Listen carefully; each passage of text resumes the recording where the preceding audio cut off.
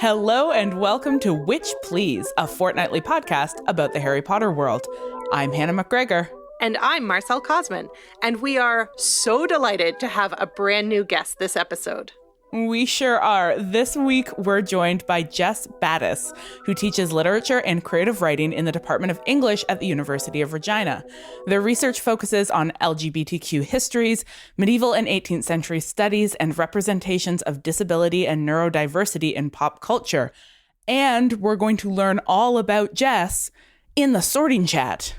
But before you tell us about yourself, Jes, I feel very confident that listeners will want to know about your house and your Patronus. Oh, this is a real sore spot. So I've consistently been sorted into Hufflepuff in spite of the clear fact that I'm Ravenclaw. But when I told my students this, they were like, no, you're Hufflepuff. It's very obvious from everything that you do and say. But yeah, I am a Hufflepuff in spite of taking multiple tests with the explicit desire to get Ravenclaw. I am a Hufflepuff. That's amazing that you've actually gone in and attempted to game the system to get Ravenclaw. Isn't that a Ravenclaw move? It really is. It really is. And it's a very Hufflepuff result that no matter how hard you try to game it, it just keeps being like, no, sorry. You are kind and committed to open and egalitarian pedagogy. Who knew? Jes, part 2 of this very urgent question is not only what is your house, but do you have a Patronus? I do, but it's been so long since I've done these tests. I think it was a stag, I think. Ooh. But what about in your heart? I really identify with Luna's Patronus as a hare, and I identify with my Patronus being a prey animal. That makes a lot of sense because I'm just running from social interactions left and right. That sounds right. That sounds right for me. I love that. Yeah. I love that. Marcel, did you not declare your own Patronus to be a prairie hare? When we talked about matronuses versus patronuses, I decided that my matronus would be a prairie hare, those giant mutant rabbits that live in the prairies. But my Patronus, according to Pottermore, is a magpie, and I am super into that. Oh, that is great. Magpies are vicious cannibals, and I love it. According to Pottermore, mine was some sort of fancy cat. And I was like, that is incorrect. I am not fancy. And all the cats I have were born in dumpsters. So how dare you? Jes, is there anything else that you'd like to tell us about yourself that will help our listeners get a sense of who you are and all the exciting things you bring to this discussion of Harry Potter and the Chamber of Secrets? Sure, the Chamber of Secrets. Secrets. So from my own reading perspective, I am a queer person and a gender queer person and an autistic person / on the spectrum. So those are kind of the different lenses, I guess, that I bring to reading a text like Harry Potter. And that's where a lot of my interest in the kind of disability and neurodiversity discussion comes out. In terms of other kind of academic professional stuff, I'm a medievalist by training, but a lot of the work that I've done in the past 5 years has been more about disability studies. And I'm a huge pop culture nerd. A lot of my work connects with pop culture to the point where I think it made supervisors nervous because they were like, do you really want to write a thesis on Buffy the Vampire Slayer? And I was like, sure do. But then I didn't actually. It ended up becoming a book, which I wrote as a grad student, which you should never do, but I did. So yeah, a lot of my interests sort of float around between pop culture and representations of disability and neurodiversity in pop culture. But I'm also super interested in disability in the medieval era. And I'm a huge nerd for the 18th century as well. I know listeners are going to ask, so will you tell us what your book about Buffy the Vampire Slayer is called? It's called Blood Relations, and it's about queer families in Buffy and Angel. I wrote this when I was still a grad student, and it's like, when I read it now, it's a little bit painful because of my like baby queer grad student intense confidence / intense insecurity. Like it really comes through those discussions. Oh. But yeah, it's mostly about queer families. I should probably say too that I have a book that's coming out that's about gay wizards, like the history of like queer and neurodivergent wizards. Yeah, you should Yes. probably say that. Let's describe it as the gay wizard book. Yeah. When can we look for that book? Right now, the publisher just says like sometime in 2021, Great. but it's basically a survey of the literary figure of the wizard from the medieval era and how that gets adapted in medievalist popular texts. So I talk about like She-Ra and contemporary sort of queer medievalist inspired television shows. I guess the central argument is that like wizards are gay, obviously. Obviously. Yep. Checks out. They're sort of like neurodivergent by default because you can't tell me that Gandalf is not on the spectrum. There's just like no way that I will be convinced of that. It opens up opportunities for queer and trans readers in particular and neurodivergent readers to see themselves in these figures who think differently or think queerly is kind of the central argument. This sounds incredible. When the book is actually out, we should just have you back on to talk about your book because it sounds Yes. applicable.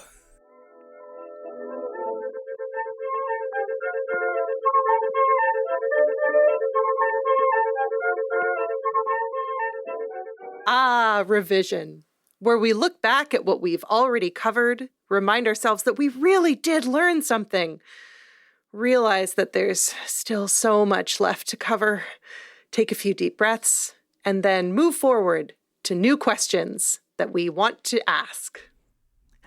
So far for this book, we've talked about feminist theory, queer theory, the Lord of the Rings for some reason, and Gothic literature. And with each new approach to the text, we've come up with even more ideas and questions. Queer theory builds on feminist theory, and our discussion of Gothic literature left us with some pretty big questions about the ways this text represents evil and the so-called monstrous. So, Jess, before you introduce disability studies to us in the next segment, can you tell us a little bit about why the Harry Potter books in general stand out to you as needing this kind of critical lens? Yes. Yeah, that's a good question. I mean, there's a lot of things the author hasn't thought closely about, but they haven't thought a lot about the representation of kind of non-abled bodies and what that's going to look like. And the sort of weird line between humanity and monstrosity in the book is often one that can get mapped on to discussions of disability. But I think probably the most specific element is the idea of the genetics of magic, the way in which magic is passed down through families, and what it means to be a wizard who does not have magic or who kind of has half magic, and the ways in which that discussion of magic and the discussion of racial purity all get mixed up in this weird, like, genocidal cauldron. That to me are the sort of like the main touchstones for thinking about how disability studies can be a really useful lens for talking about this series. I mean, genocidal cauldron is a good turn of phrase to describe the kind of like light eugenics that operate throughout the Harry Potter world that again feel like a thing that the author has not thought through. As you point out, there are many things that fall into that category. My real sort of revelation, the first time we had a conversation about disability studies in the Harry Potter books was we did a panel discussion with Lydia X.C. Brown at Tufts University, and they introduced a lot of this thinking into our readings so that I was a little bit more prepped when Rowling came out with that Pottermore article about illness. Oh, and like mundane versus magical illnesses. Yeah, like, so I guess somebody had asked her if like wizards get sick or if wizards sort of, you know, are vulnerable to the same diseases that muggles are. And she wrote this Pottermore article basically saying that there were no mundane illnesses or disabilities in the wizarding world. And that the only examples that we ever saw were of magically caused injuries, that was all that existed in the wizarding world. And in one fell swoop, really clearly demonstrated like a total lack of interest in like making any space for disabled readers in her world. But then also like the main character wears glasses. Like it's so it boggles the mind that you can, as like one defining feature of your main character, you have them wearing glasses, and then to turn around and say like, oh no, there are no mundane illnesses or disabilities, which is like, what are you doing? It absolutely doesn't hold up to like even the lightest of critical thought. So Jess, do you see places where that kind of, what was the phrase again? Genocidal cauldron? Where that's sort of bubbling to the surface in Harry Potter and the Chamber of Secrets in particular? I think we see it a lot with the character of Filch, which you've talked about in other episodes too, like the idea of Filch being a squib, and the way in which squib is an epithet in the series. Like it's a terrible thing that you say about someone. And we know it's a terrible thing because Ron says it. Ron is the voice who kind of says the thing that you're not supposed to say in a way that he hasn't thought about it at all. But it's one of those moments in particular where in the Chamber of Secrets, when Ron is trying to explain how squibs work to Harry, he's like, yeah, isn't it sad? Isn't it tragic that there are these people that don't have the type of magical agency that we do? And a phrase that also comes up quite a bit in Chamber of Secrets is half-life. The idea that Voldemort is half alive because of all of the ways in which he has tried to survive in a form that is not physical in the way that is traditional to the other characters. This idea that, well, yeah, some people who aren't supposed to survive can survive if they have to, but we're going to have a lot of complicated feelings about that. Filch's squibness, I guess, if that's a word, is an area in which I think that discussion comes out quite a bit and needs to be unpacked, as we say. As we like to say. I mean, Neville is also at one point refers to himself as being like almost a squib. Like his family thought he was a squib. And the narrative, the sort of revelation that Neville endured a childhood of abuse that his family used to sort of ensure that he wasn't a squib or seemingly kill him in the process, because if it turned out he was a squib, his life was not of value to them, seems to have some pretty striking ableist eugenics subtexts to it. When I was rereading the scene where Harry comes across the quick spell course that Filch is taking, I thought, does Hogwarts have a center for accessibility? And if so, what a trash fire would this center be? Because it makes me think about the conversations that disabled students are often forced to have with faculty, where faculty essentially vet their contracts with the Center for Accessibility and say, like, okay, it says here you need this element. Do you really need it? Is there a way that I could not provide this for you in this informal conversation that we're having, which is actually a formal conversation? And it always strikes me that Hogwarts is supposed to be this space that is diverse and welcoming, but it's so ableist in every way. And the idea that someone like Ron and even someone like Harry, who have such complicated backgrounds that they come from, that there's no way for them to see Filch as fully human. And there's no way for them to not see him as a tragic figure for taking a correspondence course. I know. It's such a heartbreaking scene. And I think it's heartbreaking because of Filch's reaction when he knows that Harry has seen it. And you know in that reaction that the idea of trying to learn magic is something that fills him with shame, and that likely he has been bullied his entire life around this. And he certainly doesn't trust the students of Hogwarts to treat him with any compassion. These students who have been told since the day that they arrived that their having been selected to be students at Hogwarts makes them special and better than other people who were not selected. There is that underlying aspect of Hogwarts, which is because it is both positioned by the text as the place where we would all desperately love to be, as this sort of haven outside of the like crushing normalcy of the Muggle world. And yet at the same time is something you only gain access to if you are special in this particular way. There is just sort of this undertone of like those who don't deserve to be here, who are somehow less. I often see a connection between Hagrid and Filch as two characters who both have what we might call learning disabilities. But Hagrid is the good disabled character because he or they, depending upon how we want to kind of, like Hagrid's gender we could talk about forever, but their presentation and performance is really entertaining throughout the book, although there are so many scenes where Hagrid struggles with instructions, struggles to figure out what he's supposed to do. And Filch is in the same boat in terms of not quite having the same access to resources at Hogwarts or access to the same powers.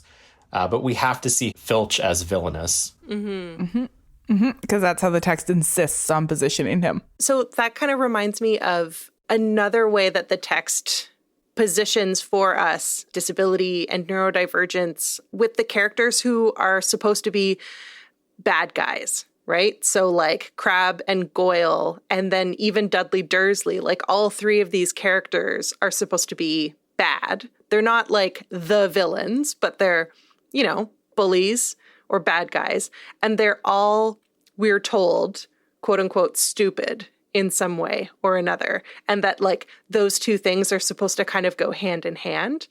So your discussion of Filch, Jess, really reminds me of the way that these three characters are likewise sort of framed as being less human, and that lack of humanity is marked by the type of intelligence that they have. One of the scenes in Chamber of Secrets that always unsettles me is the like polyjuice potion transformation scene where Ron and Harry literally can't imagine themselves inhabiting the bodies of Crabbe and Goyle because they are positioned as being fat and being stupid.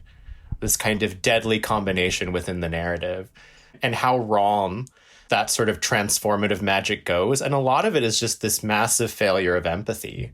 Like, we don't get into the minds of Crabbe and Goyle because they're literary devices. We could also talk forever about like the opacity of Slytherin as a house. Like, everyone in Slytherin is a villain. Everyone has some kind of physical issue or mental issue as opposed to the other houses. That point about the failure of empathy in that scene, when literally what we see them do is like walk a mile in these characters' shoes. Like, they literally embody these characters, walk in their shoes, step into their sort of like the private domestic sphere of the Slytherin house. And at no point is any of that used as an opportunity to sort of promote or imagine the possibilities of empathetic identification, even though that's like so latent in the idea of the polyjuice potion, right? That you become the other and in the process maybe learn to see the world through their eyes somehow. That's just like not how that transformation is imagined. We even see how poorly Draco treats his so-called friends, you know, and that doesn't provide anybody with the opportunity for reflection or insight. It feels to me as well that scene with the polyjuice potion and that whole narrative, it's one of the first moments in the series where we start to see the author's explicit transphobia, because this is the one magic you're not supposed to do. There's the killing curse, you're not supposed to do that. But it's like, how dare you transform your body into another body? Of course it's going to go wrong for you, and it's going to be an unpleasant transformation.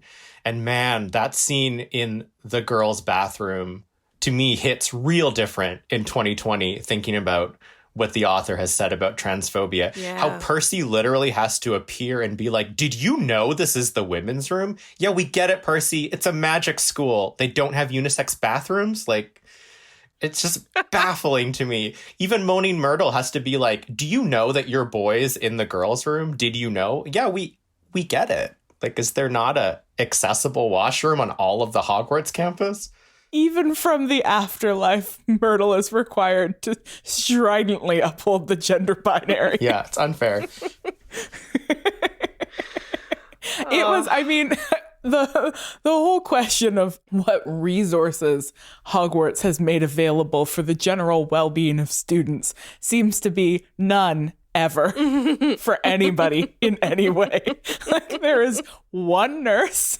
Mm-hmm. And that appears to be the beginning and ending of the forms of care available to the school full of children. One of the exercises I did in a teen lit class once was I got my students to create a strategic plan for Hogwarts. And they first had to read our school's strategic plan and critique it, and that was its own discussion. But then they had to come up with a strategic plan for Hogwarts. And what every group decided upon was that Hogwarts needed counseling services. Yes. Because all of the students are traumatized. Where is the counselor? Yes. Or is trauma a mundane illness that we don't acknowledge in the We magical don't feel world? things in Hogwarts. We just defer them. We just get a deferral on our feelings. So these are a lot of, I think, really crucial discussion points for this text. But before we get further into really sort of delving into this textual minutia, I think we should learn a little bit more about disability studies. What do you say? Let's do it.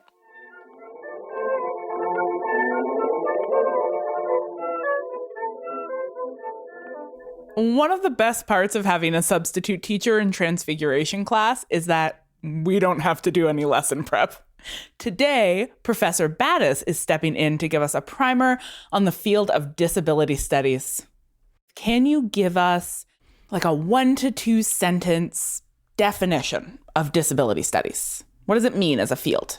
I don't know how to do that. I did try to find an extremely concise quote from a disability theorist, and it's just one of those fields that's very tricky to define. What I will attempt to offer is this. Disability studies as a field tends to be divided between academics who are very interested in the history of impairment and how the experience of impairment has appeared in different eras. And then on the other side, we have disabled creatives and writers and activists who are interested in recovering the experience of disability and how an able-bodied world has created conditions for survival for disabled people that are virtually impossible and untenable. So the tension within disability studies is between the studies part and the history and the activism part.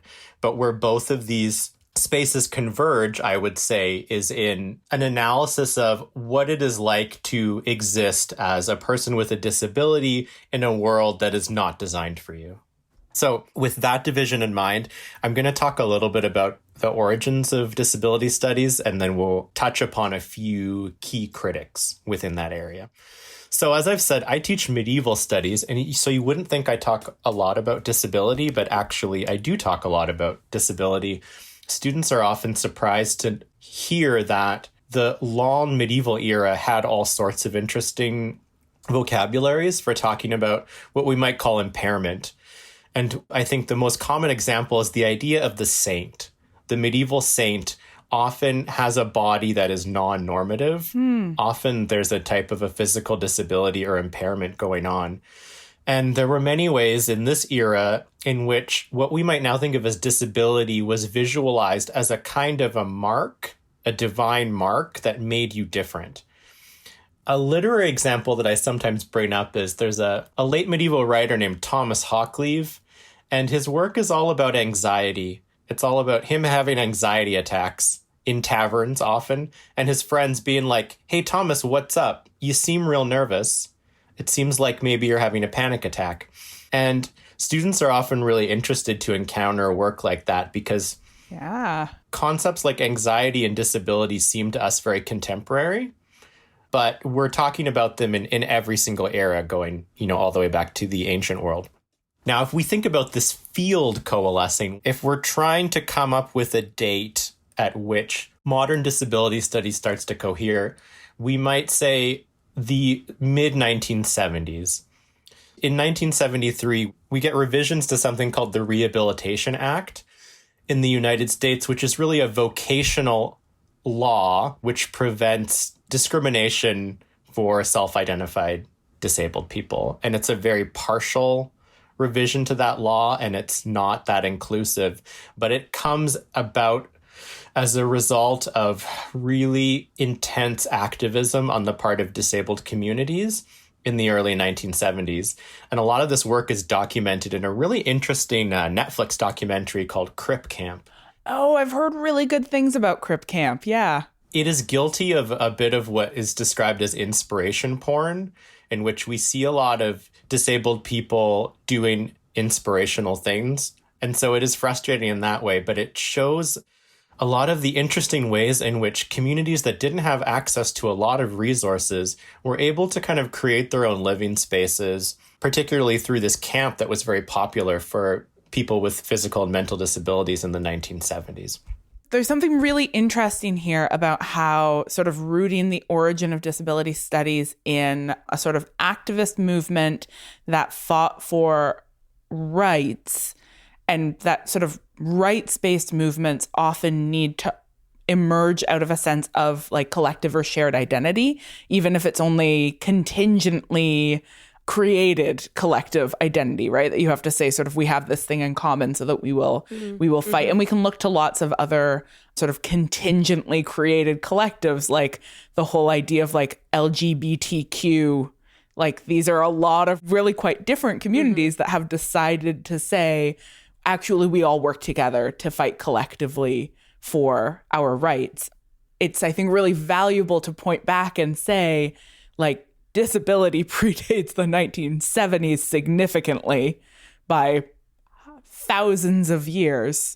But what we're seeing is a sort of articulation of an identity that is about a need to do a kind of work together. Absolutely. In the Canadian context, I think we start to see really visible activism in the early 1980s when the Canadian Charter is being revised. And again, these are really partial revisions and kind of partial protections. But the 1980s are a real kind of watershed moment for what we might think of as the academic arm of disability studies. That's when we see journals like Disability Studies Quarterly are starting to appear. And it's actually really fascinating. Their online archives go all the way back to the first issue, which I think is 1980. I don't have it written down, but it's sort of mid-80s. And it's more of a newsletter. It's much more community-based.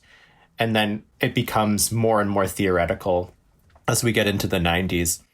I'd argue that, one of the most important disability activists in the 1980s is Audre Lorde, because the work that she's putting forth in cancer journals, it's often not described as disability theory. We talk a lot about the critical race and the sexuality connections in her work, but she's actually producing a lot of vital discussions of what it is to be a queer Black disabled woman in the 1980s in that text.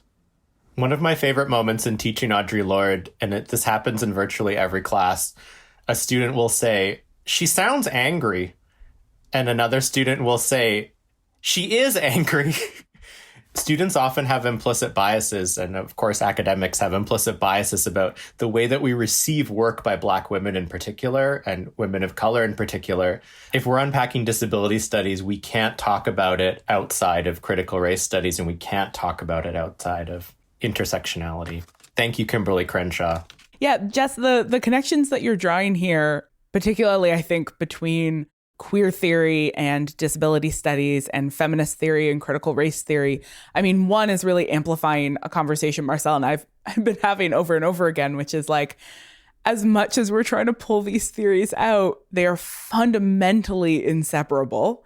Like you can't talk about disability without talking about race. You can't talk about queerness without talking about gender. Like all of these things, overlap and intersect. so powerfully. And also, I keep thinking back to that moment when there's this overlapping emergence of all of these fields that start to have names and journals and originary major texts that identify them. And there's obviously something really powerful happening in the 90s in academia. And I am really interested in this, thinking about like how much of it is a 2-decade later response to activist movements, which I'm starting to suspect like a lot of it is just academia's belated response to the activism that emerged in the mid-20th century. That's a really good point, because I think there's a lot of codification that's happening in the 90s, in theory in particular. And this is also the period that gives us like transphobia 101 in the 90s, like the way that literature approaches trans bodies. You mostly get academics who are creating this category where they're like trans people, disabled people, people that we would now call non-binary, but we don't quite have a language for that. Anyone that's different. It's very cool and interesting for us to position you as a metaphor so that we can talk about the ways in which we should actually kind of be more inclusive and diverse in our presentations. But first, we're going to map this metaphor onto your bodies. And we get a lot of like really intensely transphobic scholarship at this time that we can link to ableist scholarship, because a lot of these critics are talking about non-traditional bodies. And the tagline is often, aren't they interesting? Which really is one of those perspectives that is such a fucking bummer when you're the person with that body. It's a super bummer. It's like, oh my, am I interesting? Great. Love to hear it. Thanks for making me an object of study. The question that academia is often asking is, can we create a field around a community? And can we do it without talking to them? Like, is there a way? Is there a way that we could create a studies but not consult with the people that we're studying? What might be useful at this point is to consider sort of two different prevailing modes of looking at disability, which we often describe as the kind of medical model of disability versus the social model. So I'm going to quote Eli Clare, who is one of my favorite disability scholars, who is a queer and trans disabled scholar. And Clare describes the medical model as one that's rooted in the field of medicine, obviously. He says, it defines disability as a medical problem located in individual bodies and frames those problems as curable, and that this emerges from the medical industrial complex. The social model, Clare says, in resistance to the medical model, this disability rights movement has created a social model that separates impairment, so a physical, emotional, cognitive, or developmental limitation, difference, or variation, separates that from the idea of ableism, which are the material and social conditions that restrict people with impairments. And Clare's central argument here is that the social model declares that ableism is more disabling than impairment. There are variations on that. The disability scholar Tom Shakespeare describes what he calls the cultural model, which is a bit more intersectional. The idea that the way that you define disability is going to also be influenced by your cultural background and all of your different competing identities. But in academic disability studies, what we often see, at least sort of in that 80s and 90s period, is more of a focus on the medical model. And as we get sort of past the 90s into the 2000s, we start to see, I would argue, more of an emphasis on the social model. One of the critics who I think really defines disability studies in the early 2000s is Robert McCruer. So McCruer has a book called Crip Theory, in which he popularizes the term crip. And one of the most basic questions he asks in terms of querying the medical model, he says, often with the able-bodied gaze, isn't the question really just, wouldn't you prefer to be more like me? It's that question that really defines how a lot of able-bodied people look at disabled bodies and at complex minds, which is, I see your difference, I register it, I tolerate it, but at the end of the day, wouldn't you rather take a pill that would fix you? And wouldn't it be nice if you could make my experience of your life more comfortable for me? And this is absolutely a through line that I see in Leah Lakshmi P.H. Samarasina's work. Care Work is one of my favorite books and one of my most frequently recommended books. I think it's absolutely brilliant. And in it, they talk specifically about that kind of genocidal utopian imagining of the future as a space sort of quote unquote free of disability, which is premised in the medical model, right? That eventually our medicine will become so advanced, our science will become so advanced that we will be able to quote unquote cure all disability. I mean, as a fat person, I know that I am included in that sort of genocidal utopia that like mine is one of the bodies that will ultimately be cured in this sort of envisioning of the future. And Leah Lakshmi's work pushes back so hard against that idea, instead imagining these beautiful and utopian futures that center and celebrate disability, that sort of re-envision the entire world with disability justice at its heart, rather than disability always being imagined as something that ultimately needs to or that we ultimately want to disappear. It's such an exciting imagining. Another critic who I think her work aligns with Lakshmi's is a disability studies critic named Alison Kafer. She has a book called Feminist Queer Crip, but she talks about what she calls crip futures. She says, I crave crip futures because I want to see myself represented in the future. This becomes particularly relevant when we watch science fiction, in the sense that often in, say, Star Trek, for example, you don't see a lot of disabled characters because the implication is that we don't exist anymore. The Federation mandated us out of existence. And it reminds me of an organization like Autism Speaks, where really up until about a couple years ago, their whole mandate was about cure. You know, we got to run for the cure. And then autistic people were like, that's not how it works. And then Autism Speaks was like, oh shit, we got to change all of our posters. Now it's just going to be about how you're all heroes. You're heroes just for existing. And your parents are heroes for helping raise you as a difficult child.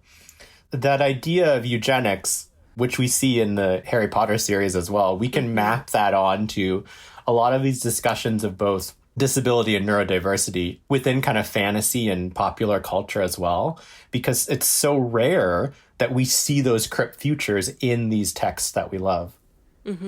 Yes. I mean, I know there's a lot more that we could cover just unpacking this theory, but I wonder if this thinking about how popular cultural texts do or do not imagine sort of future and fantasy spaces as having space for disabled and neurodivergent people, if that's a good opportunity to bring it back into the Chamber of Secrets and like with this lens in mind, take a look at like, you know, how is the wizarding world imagined as a space where disabled and neurodivergent people like do or do not exist? It's a deft segue.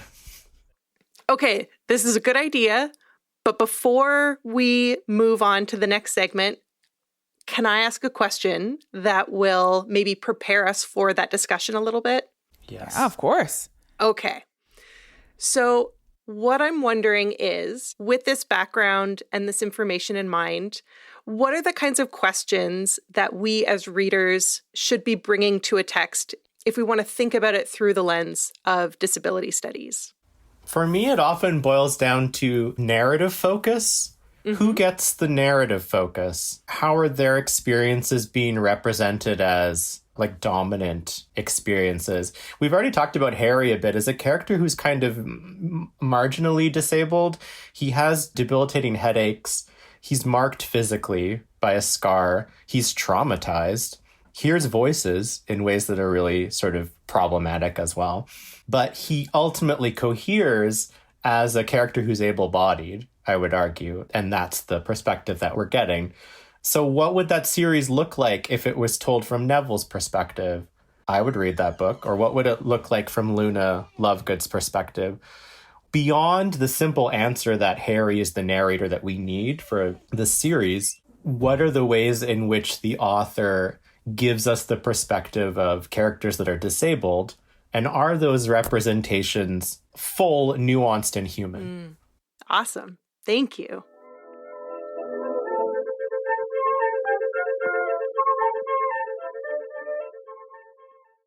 Raise your hand if you associate having a substitute teacher with taking the day off.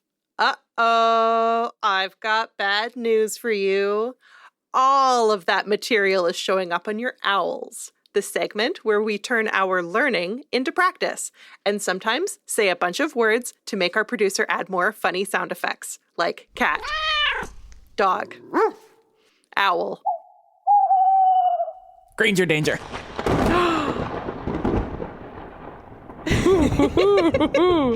Oh. As we were wrapping up the previous segment, we started to get into some Harry Potter analysis. So I suggest that we just dive head first. Jess, you had some suggestions for some really key points that we can get into. Yeah, I think we could talk about Filch maybe a bit. Yeah, let's come back to Filch. Absolutely. And I think maybe start by thinking about how the sort of medical versus social models of disability help us understand better how squibs are being positioned in the wizarding world. Because on the one hand, we've got this, I guess, pseudo-medical or pseudo-scientific or pseudo-genetic understanding of how magical ability is transferred across bloodlines and, how people become wizards or not wizards. Mm-hmm. And then it seems in some cases to be presented as a binary. You either are a wizard or you're not a wizard. You're either born with magic or you're not born with magic. But there are all of these hints that definition is being invented. It's being sort of socially invented and then socially imposed. And in fact, I think Neville is our best example of that, because Neville says at one point that even though he had shown magical abilities as a child, they weren't sure if he was going to get that Hogwarts letter. So there is this indication that at some point somebody makes a decision that it's not just innately you're a squib or you're a wizard. Like at some point somebody has decided who counts as magical enough to be allowed to come to Hogwarts. So there seems to be something there in the sort of categorization of some people as squibs that is about the sort of social reinforcement of being magical or being non-magical. I think the author's trying to kind of bake prejudice into the wizarding community, but they're largely uncritical. It's sort of like they want the wizarding community to have similar prejudices as muggles would, but then there's no sense of how that gets dealt with or addressed. It's just, I'm just going to throw it. I'm going to throw it out there. Neville is a really fascinating example. Like both he and Filch have real deep shame over the limits, the sort of putative limits of their magic. And Neville is able really to only get access to this world because he eventually proves himself to be magical enough. It makes me think about ways in which students with invisible disabilities are often streamlined into programs, into sort of largely ableist programs, with the sense of like, well, you're going to be able to cobble together just enough resources to survive, right? If we don't change anything about the way that you access this program, as opposed to students who are sort of higher needs in terms of what they need from the institution.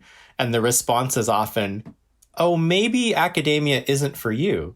Ooh, yep. That whole idea of excellence that specialized educational institutions are premised on, and it's a way in which Hogwarts and academia are very, very similar, is that there is the sense that you bring out the best in students by sort of, throwing them in the deep end and figuring out who can swim. Mm-hmm. That the idea is not, let's gather everyone who deserves to learn, which is everyone, and then create spaces in which everyone can learn, but rather sort of let's create a deliberate series of barriers and obstacles and call that rigor and reward those who are best able to navigate those barriers and obstacles. And in the university, that's often tacit, right? It's unstated. It's just sort of built into the institution design. Whereas at Hogwarts, it's made comically literal, where it's like, hello, our protagonists, you will be navigating a series of deadly challenges in every book. There's a scholar whose work I really love named Margaret Price. She has a book called Mad at School, where she talks about ableism in academia. And it makes me think about how the various faculty members at Hogwarts, they're all dealing with different forms of trauma, but they don't really have the language to describe it. And they aren't given the opportunity because they're trying to be good academics in a way. Mm-hmm. Marcel's observation in our trauma episode that all of these people lived through a very recent war in which they lost friends and colleagues. Yeah. And you're absolutely right. This is something I've never thought of before, that the degree to which the faculty are presented as villainous or non-villainous has a lot to do with how well they uphold this kind of institutional collegiality. So we know Snape is bad because he doesn't play along a lot of the time, right? That he is rude and terse and, doesn't satisfy the social expectations. I mean, he is also verbally abusive to children. So it's some complexity. There's some complexity. He's a mixed bag. And physically abusive. He's the whole package. Yes. Mm-hmm. And Filch is similar in that sense, right? He seems to be sort of an unstable and unreliable adult, but a lot of the time the way his villainy is being communicated to us is that he has an inappropriately strong emotional reaction to the things that are going on, particularly what he thinks at the time is the death of Mrs. Norris. Mm-hmm. Mrs. Norris, yeah. The degree to which he is overwhelmed and infuriated by that is played by the text as an overreaction, and that his sort of open display of being upset and angry is treated by the text as further evidence that there's something wrong with Filch. Mm-hmm. I think in that moment as well, as readers, we're meant to see his reaction as a kind of diminished capacity, that he is not a complex enough character to have a kind of valid emotional reaction to what is happening. So it needs to be played as comedy or tragedy.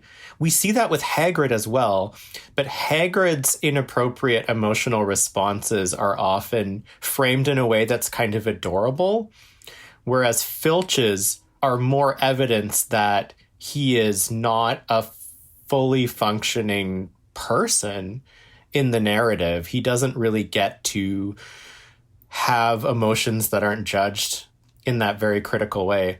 It really is incredible because he, as far as we, the reader, know, Filch is single-handedly responsible for the upkeep and cleanliness of the entire Hogwarts castle. And he does not have, we are told, magical ability, so he's doing all of it by hand, including, as one of our listeners pointed out, art restoration, which is, my understanding, quite sophisticated and time-consuming work. And so that his reaction to Mrs. Norris's petrification is treated as, somehow over the top, really, when we start to think about it, is outrageous. It's outrageous that we have so little empathy for this character. And you know what? I get mad when I have to clean up after one person. Imagine having to clean up after hundreds of people who are mean to you. I think he's very reasonably upset. There's definitely an overlap in how squibs are treated in the wizarding world of ableism and classism that the squibs that we see are working class characters, and that the work that they do is work that is disparaged by the rest of the wizarding world. Like, you wouldn't be doing this work if you had magical abilities. You are thrust not only into a sort of undervalued service role, but an undervalued service role that is like sort of repeatedly mocked by the text. Like, I really just have not thought about pairing Hagrid and Filch in this kind of reading. It's a really powerful pairing because they both have these kinds of caretaker roles, and they are both these liminal figures who are sort of in but not of the wizarding world, who like can't quite practice magic the way a wizard would or should practice magic. And that Hagrid, as is so classic of this kind of like liberal tolerance ideology, Hagrid gets to be the good guy because he is nice and helpful. And, you know, Filch, by being like angry at a world that is treating him very poorly, has to be sort of cast out as the villain. He's inadequately grateful for the opportunity he has been given to do this kind of labor within this privileged institution, whereas Hagrid is so consistently grateful to Dumbledore and worships Dumbledore. Great man, Dumbledore.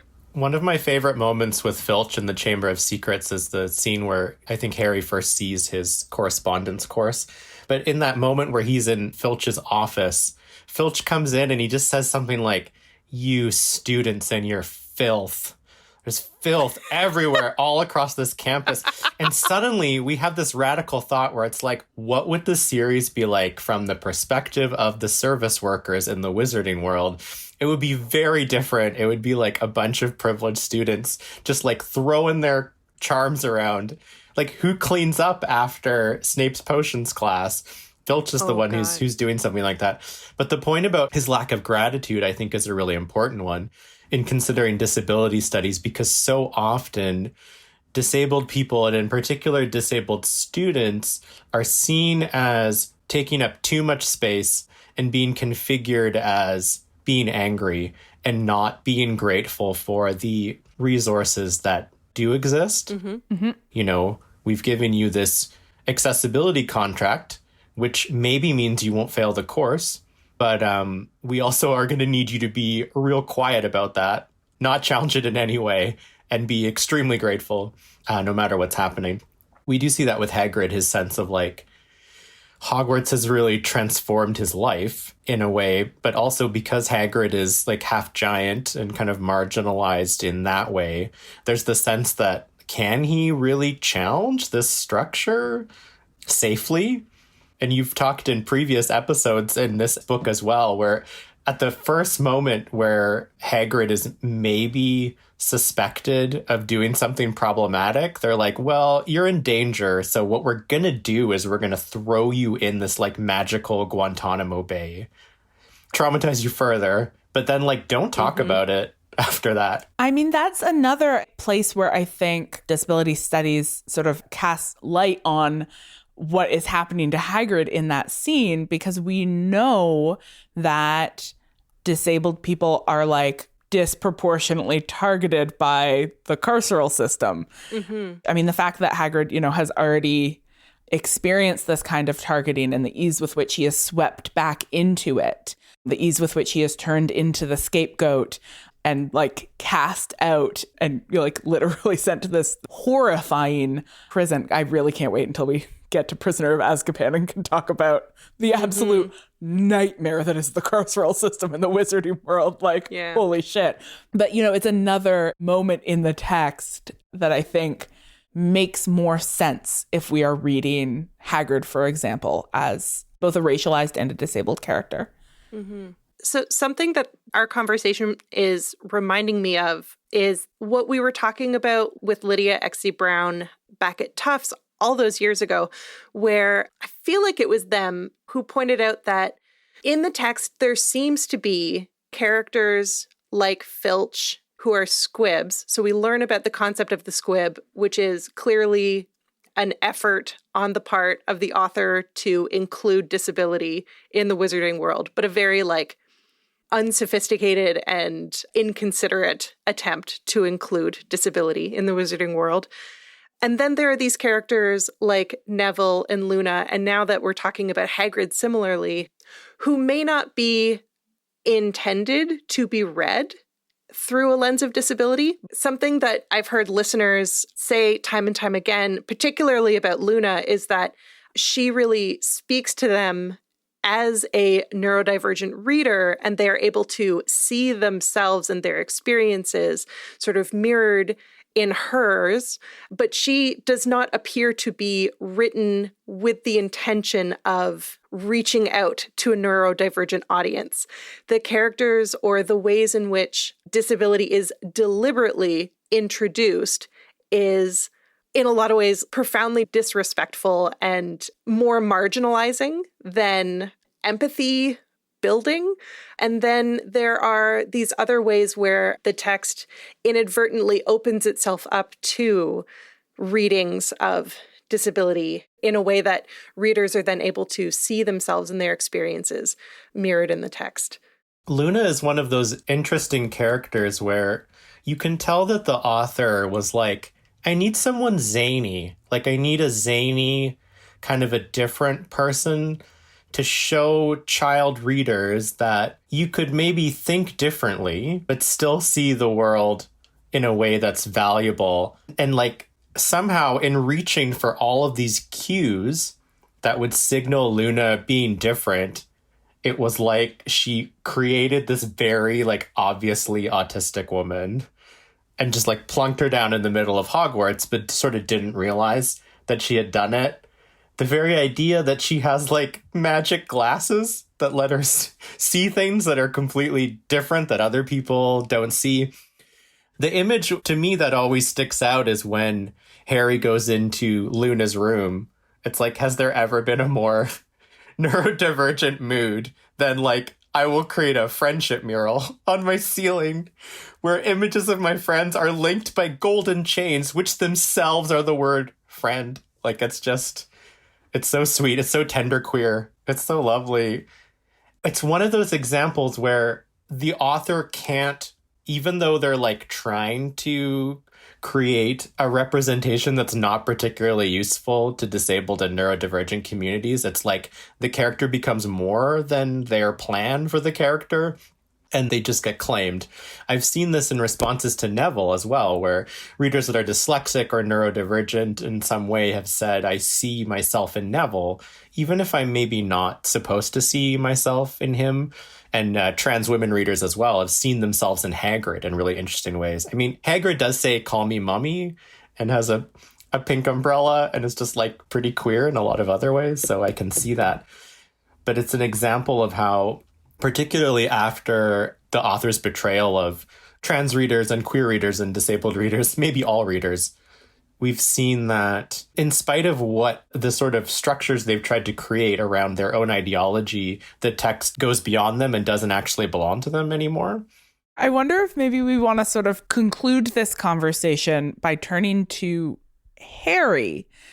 On the one hand, with Harry, there is always this temptation to see him as the most normative figure in the text, right? It's like, oh, he's this straight, white, able-bodied male protagonist with a bunch of money. But then on the other hand, there are all these possibilities of reading Harry otherwise. For example, I know that a lot of readers read Harry as mixed race, and that sort of really becomes really important in thinking about how he fits or doesn't fit into the wizarding world. And I think Harry's scar and his chronic headaches and the way that those headaches are made worse in the presence of Voldemort's magic, and then introduced in this book, Harry's ability to hear the basilisk, which is figured as madness in a lot of the text, that all of those point towards Harry being sort of legible as a chronically ill character, as possibly as a neurodivergent character, that there are these moments in the text that suggest that the hero himself is somebody who like experiences the wizarding world very, very differently.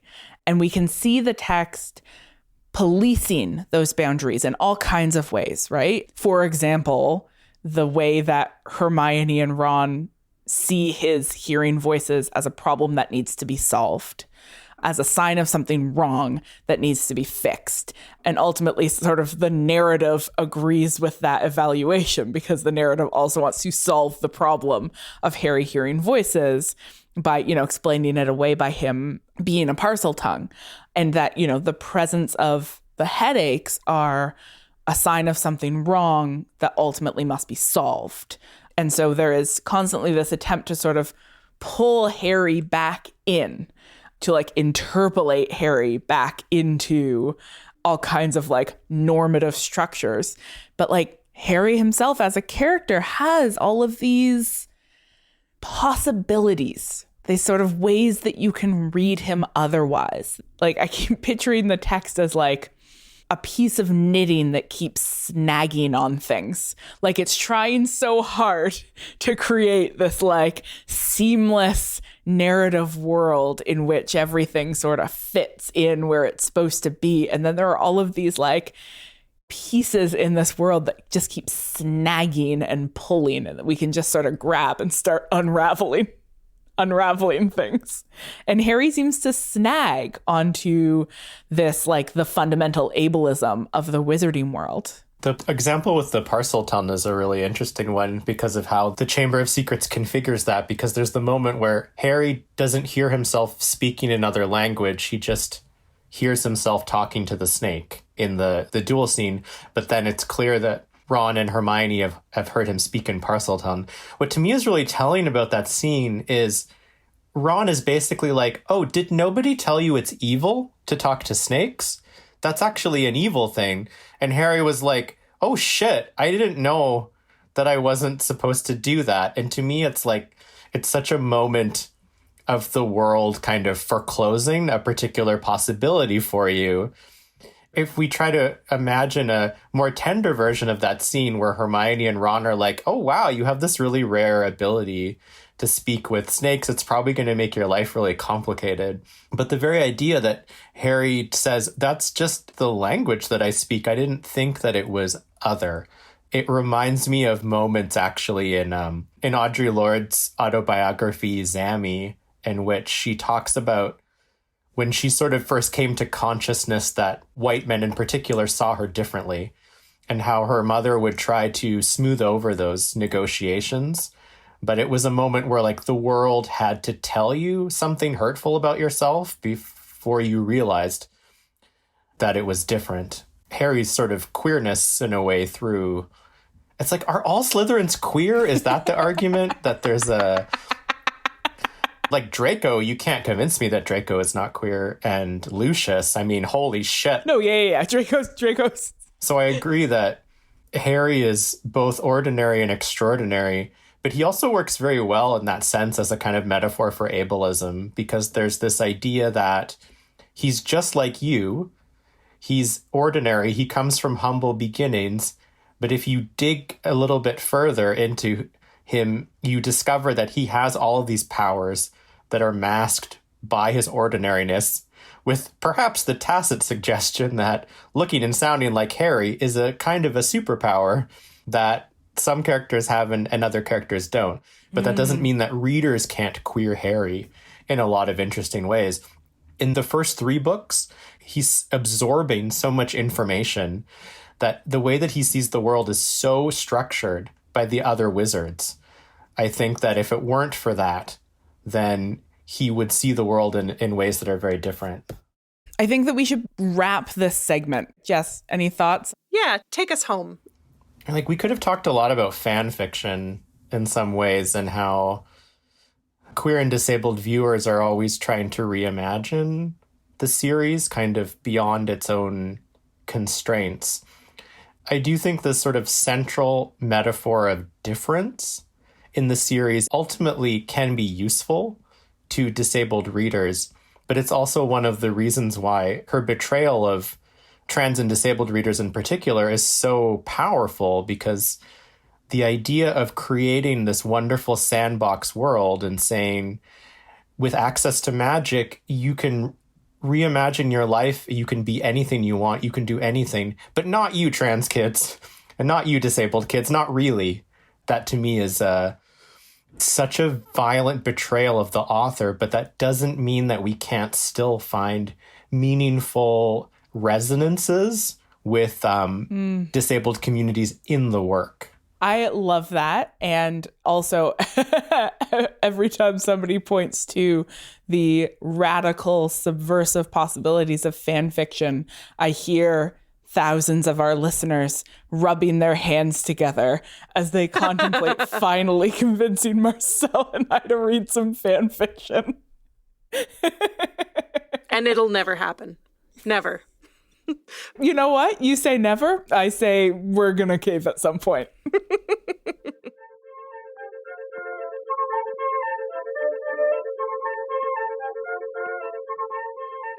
Thank you, witches, for joining us for episode 10 of Witch Please. You can find the rest of our episodes by heading over to notsorryproductions.com or ohwitchplease.ca, or, of course, wherever podcasts are found. Witch Please is produced in partnership with Not Sorry Productions and distributed by Acast. Special thanks to our endlessly patient producer. Greetings. And to Not Sorry Productions for having us. And thanks to you, witches, for coming with us on this new journey. If you're into the reboot, why don't you let us know by dropping a review on Apple Podcasts? Every week, we'll read the names of reviewers who left us 5-star reviews. So you've got to review us if you want to hear me mispronounce your name while Hannah cackles with glee. Thanks to Pick Pack Pock, Dean Kerrigan, Myrtle Turtle 06, Drinelli 13, Spencer, I'm so bad with the AEs. Spencer Een. Ain. On. Spencer On. Can't Stop, Won't Stop, Katie Didnar, Nicola Dizenya, Running Hands, and JV73017. Thank you all for your 5-star reviews. Oh, beautifully done. Thank you. Also, don't forget to check out our Patreon at patreon.com/ohwitchplease. Over the holidays, we had a hoot and a half watching A Muppet's Christmas Carol together and pointing out all the ways it clearly inspired the Harry Potter series. And you don't want to miss out on the next watch along, so come hang out with us. We're fun. On our next episode, we'll be continuing our journey through Harry Potter and the Chamber of Secrets with a whole different focus. But until then, Later, witches.